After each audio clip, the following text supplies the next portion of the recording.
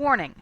Due to being played on an emulator and just being, well, Harmony of Dissonance, this LP will contain multiple instances of background and foreground images that flash, flicker, or both, or are just incredibly bright and garish.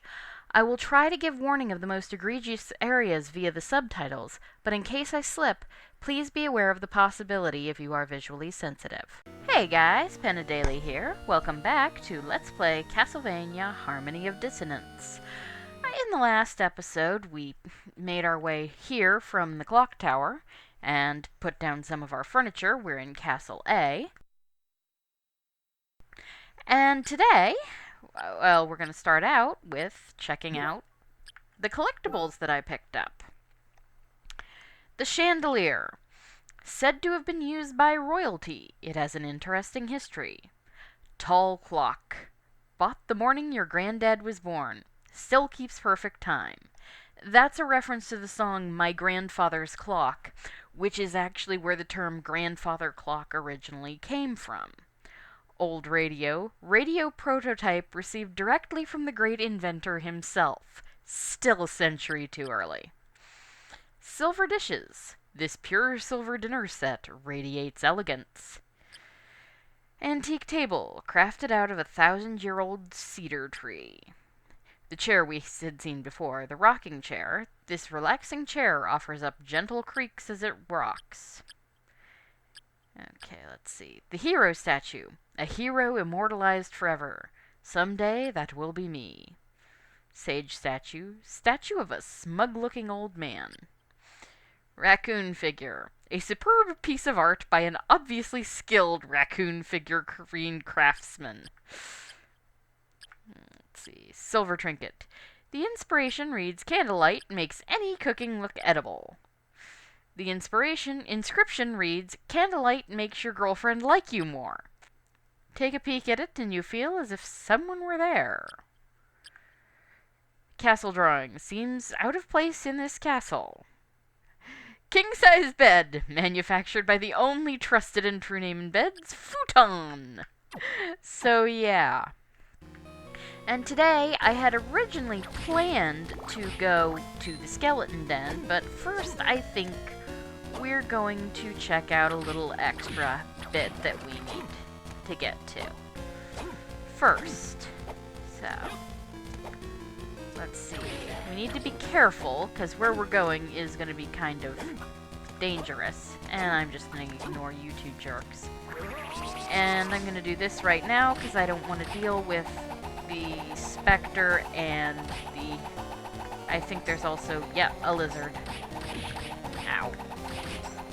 Yep, I'm definitely gonna have to grab myself a, use a potion. Yep, just stay back. Hopefully... Ow, really? Dude. Yep, I've got enough. I'm just gonna use a high potion. There. Just die, both of you. There we go. Alright. Yeah, now we're heading back, of course, into the Crystal Cavern. This is, of course, basically the equivalent of that area, you know, the pink area in Castle B. So, and of course we've got these guys. Okay, yeah, just gotta watch out, because those guys can ruin your whole day with the poison. Get in, hit them, get back out, and we pick up a heart max up where the table was. Like I said, a lot of things, there will be basically a heart or a life max up. We can just ignore this gentleman, and we pick up a closet. Really, a closet. Okay, so come up here. Now this was where we originally got the, yeah, this is where we got the, our first armor. Ow. And this jerk. Let's see. Ha. Yeah, I think in some ways your best bet is to get to where you know he'll be hit when he tries to slide at you. And just keep whacking at him. Hopefully. There we go. Yeah. These guys are Blaze Masters, and they're really a pain in the neck, because unlike the skeleton blades, they slide at you. And, you know, they still block. But instead of jumping over you, they slide along the ground at you. But sometimes you can sneak up on them. Gotcha. And we get Heaven's Ring. I think this is the one. Let's take a look. It's an equipable. Let's see. I'm pretty sure this is the one that... Oh, it's the axe. Why are all these holy names for things that are not the cross? Seriously. Okay. So, we are going to continue on. Yeah, Spriggans. Be careful, because there are Fleamen and Spriggans. And that's a nasty combination. Okay, just jump over the Spriggan and try and whack him. Ugh, yeah, they will sometimes do that. Jump into the... No. And we're going to use another high potion. Let's see. And maybe a regular potion. I'm not trying to fill myself fully, but of course if we come down here... This is where we found the merchant in the first place, and what do you know? We find the plate mail. Let's see. It is better than what we've got, so... That was an interesting... Yeah, so sometimes some of the transitions are weird. So here's the merchant. I don't think... No, I don't have any gems to sell him. But we've got a fair amount, so let's buy 2... So we can buy 2 high potions, make up for the ones I used, and move along. So yeah, he'll always be there. Much like there are no, basically there are no, conditions for him to appear. He's just a standard merchant. So, we'll probably stop back on our way through, because we're going to head back that way. And here we are. Let's hit this. You know, just lets us get right through there, and we'll come right back. Insane. We get the Greed Amulet. That causes enemies to drop more money. So, it's not that big a thing. I don't want to sacrifice defense for it. You know how I am. So, we move along. Let's see. We're not... the place where we found the life max up, we're not really going to go down there, because there's not too much we can do down there just yet. So, Spriggan. There we go.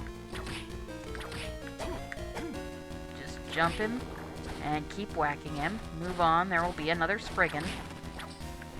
Jump over him, hit him, ah! Try to jump over, because they do hit hard. But we come through here and there are no more Spriggans, but there are Spectres. So, be slow. Take this very slow, and keep the wind cross up to kill these things off before they dry. And that was a sapphire, by the way, so that's nice. We get a tea set and a teacup. Careful. Just keep whacking this guy. And yeah, luckily these two get knocked back every time. Every time they go corporeal again, the crosses deal them another attack. So, we're okay here. And then we drop down. And first we go left, and we get a life max up, and that's very nice. And then we go right. And we save, because honestly, we really could use some saving. having gotten down here and done so many other things, saving is kind of important. So yeah, moving right along. Let's see. There we go.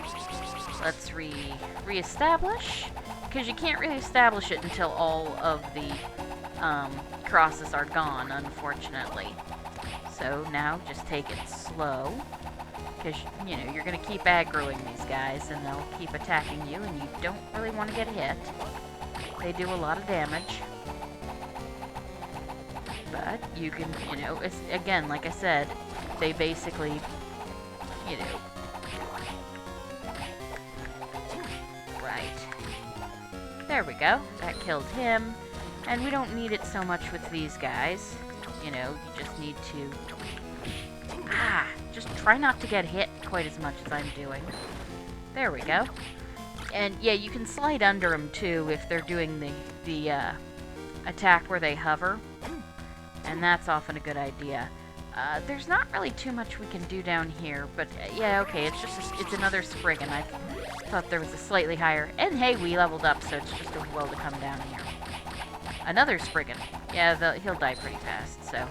But again, we can't do anything with that door, so... Not really much point. But, you know, it's something to keep in mind. So, let's see. We filled out all of that, so now we're gonna head back. And, you know, I'll just run and get some more, yeah. So, let's see here. I'll get some more potions, because we did get some more money. And potions are always nice. Plus, you know, I can sell him that sapphire. Which got us a nice 500 bucks, so, you know, there's that. So let's see. Yep, we can get another huge bunch. Yeah, you can get up to 99 potions in this game. So it's kind of ridiculous. And it makes the whole game a lot easier. But, you know. Yeah, the problem with the Spriggans is that if you don't jump, basically, it's very tempting to try and get a second hit in on them when they kneel. Don't do it. Jump as soon as you see him kneel, because he will slide into you. Just don't get that, don't try and go for that second attack. And there we go. Ow, jerk. Right, just drop down, ignore him, drop back down, and do this because I really don't want to deal with the specters. I love Windcross for a reason. And then there's that jerk. Yeah, that guy, that Master Lizard always gives me trouble. Luckily there aren't too many of them. Yeah, no. Gotcha. Skip that. Now we drop down. And let's see. We did actually get a few items, and we're here, so I might as well just drop them off before we continue on to the skeleton den. So, let's see. Secret info, collectibles. Let's see, what's new? The teacup. With a sip of tea from this cup, you can join our clan. The teapot has the power to make teas taste better than they really are. Let's see. And the closet. Ease your worries about having too many clothes, too little space. Let's see, 2, 3, 4, 5, 6, 7, 8, 9, 10, 11. Okay, so we've got 11 collectibles left, and we got lots of this place to explore. It's really not that difficult, believe it or not. There we go. To find all the collectibles. You have to know what you're looking for, but it's not that hard. So, we're going to head along here and into the skeleton den. Yeah, see, we're killing guys a lot faster. And you can see this skeleton is, in fact, slightly different. It's got a horn on the nose. But, you know, here we've got the bone archers. There we go. 2. Yeah, they're not that bad either. Let's see. So let's see. Keep going. Alright. Now, unlike the last time, this time we're actually going to do this area first. So watch out. Okay, and you can see in the background here, instead of that 3-eyed skull, we have Medusa. Yeah, her skeleton. Because this is the skeleton den. And there's one more collectible, the phonograph. Alright, and then we drop down here. There's still nothing up there, so don't worry about it. Come up here and we get the lightning robe. It makes, you know, what is that called? Lightning damage smaller. Now, meet the arthroskeleton. He's a little more dangerous than the skeleton spider because he throws those bones, so he has a way of actually being able to attack you. But if you get right here under his, you know, right under him, he can't really hit you with either his bone throwing or his leaning forward, and so you're just there. So we come up here. Notice there's no bone pillar, so this is actually easier than in the other castle. This guy, on the other hand, is kind of an issue. Let's see, where are you? Aha. Well, that's one way to kill him. Alright, and there's a cross, of course, there, and we get a bookshelf. And if this guy looks familiar, that's Dracula's third form from Dracula 3. Or Castlevania 3, Dracula's Curse. So, that's kind of neat, and of course you can see that the background's the same, and we kill this guy pretty fast too, so just keep killing him. But, now you remember in the other, yeah, we came to a wall we couldn't get through in the other castle. So in this one, yeah, let's see, we move along, and we run into another one of these jerks. Just keep whacking him, he'll keep backing up. You just hit him. This is the perfect space. You won't even, you won't really get damaged. So, let's see. Keep going. Yep. And what do you know? So, let's just equip the crushing stone. And there's nothing here. That's because what we actually came here for is back in Castle B. We'll be there eventually. Not for a bit. That's alright, though. So we've done everything we need to do here, so let's head out and into the meat of the skeleton den. Because we're going to have so much fun. We really are. No, it's not. Now, we get a cloth helmet. Don't, from the skeleton flails. You know it's not nearly as good. And here is where the box pushing really amps up. So what you want to do first is we push this. Now, can't really do anything there, but we come, oh, crud. I had forgotten that you can't actually make that. Okay, let's try this again. Yeah, luckily, if you screw up your box, the box is reset. So we push this down here. Now we push this forward. And even though we're not in any danger, I'm just going to use a potion here just so that, you know, if I get hit by somebody's lucky shot later, we're not dead. So we'll push this along, and you don't want to push it all the way. Push it until it's about half on, and then we can jump up here and get a heart max up and continue on. And there's going to be a lot of that. This version of the skeleton den loves box pushing puzzles. Okay, so we come up here, and this is going to be a little more interesting. Don't push this flush. That's probably good. Halfway. Now push this forward, and when this drops, as you can see, the box is half on and half off. So you can push it forward like this. Now you push this forward and push this down, And now you can, of course, push it here and get through here. Yeah. And we get up here, and ooh, life max up. So I didn't really need to use that potion, but it's not like, you know, I'm running low. And it's always better to be safe than sorry. Meet the skeleton glass. This, of course, is the counterpart to the room full of skulls and giant blade where you met evil Maxim for the first time. Skeleton glass are no more difficult to defeat than a regular skeleton, but they give truckloads of experience. If you want to run through here and just keep killing stuff, you can grind quite a few levels. Now, if you look here in the background, you can see 2 skeletons embedded in the walls, and they are, of course, Slogra and Gaibon. Despite what that might imply, we're not going to meet death here. It's a bit of a red herring. So, of course, we have red skeletons. Yeah, you would sort of expect death in the skeleton den, especially if you see Slogra and Gaibon around. But no.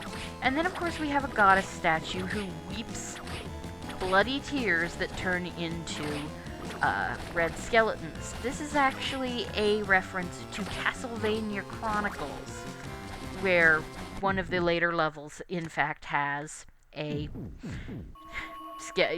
statue that weeps bloody tears that turn into red skeletons. So, bronze boots, right. But we're gonna keep going. We could save here, but, you know, we got a few things to do. And instead of going on to fight the boss, who actually isn't the main reason we're here, we're gonna do this. Okay, meet the Mimic. They do exactly what you do. And here, the only way to get the door open is to guide the Mimic over there. And we get a hint card. Hint card 5. Let's see what it says. They say there is a book with the power to summon monsters. Yes, there is. That's the 5th tome. And we get the rare ring. That ups the drop rate for rare items, which can be very nice if you really, really want something. Ow, that was just silly. It can be very useful if there's something you want. I'm not going to use it because I'm much more about, you know, defense. But hey. So, you remember when we came this way, ow, in the other castle? Yeah, well, there's not actually a lot more we can do here. But you still want to come down here. One last box pushing puzzle. Now you gotta be careful, because if you push a box and it falls down there, you've got to reset, because there's nothing you can do. So the first box pushing goes here. And then you push it, and you push it, and you can push it a little farther, and that should be good. Alright, and then you come up here, and you push this one down. You cannot push a box while another box is sitting on it. It won't move. Okay, so we do that, so it's again about half on. Now we push this 3rd box down. And follow it here. Let's see. Now if I'm right... Yes, excellent. If we push like that, you can push that back, and now we can push this one forward. You have to be sure that you have enough room to get behind the box and push it, so that you can come here. Now, if you come here, we have a white dragon. So let's kill, ow, that guy. And we get the floodgate key. That is actually the main reason we are here in the skeleton den. But, since we're here, let's see. Equip. Go back to the crushing stone. We can at least get a few things taken care of. So we open that up. I think there's something nice up here, but I'm not sure. Let's go back to the steel tip. Dude. Yeah. And these are just regular garden variety skeletons, which is also a sign that we're almost back. You know, we're sort of coming back to the front. Ow. Bats. Darn bats. Let's see. Come in here, and there's a save point, so we might as well, just because we're here. And we'll head up a little farther and see where we go. So, alright, yeah, gonna do that. We're not gonna fight the boss today. The boss in this area is really almost an afterthought. So what I'm gonna do is we're gonna go back up here to the top, and then we'll just, you know, see what we got. Yeah, we can't get up there, we can't go through that door, and if we come in here, the question marks, you know, obviously you're supposed to figure out how you get that guy by trial and error. What it is you have to be level 50. As you see, we're level 31. That's actually a little over-leveled for this area. Not that, you know, not that that's bad.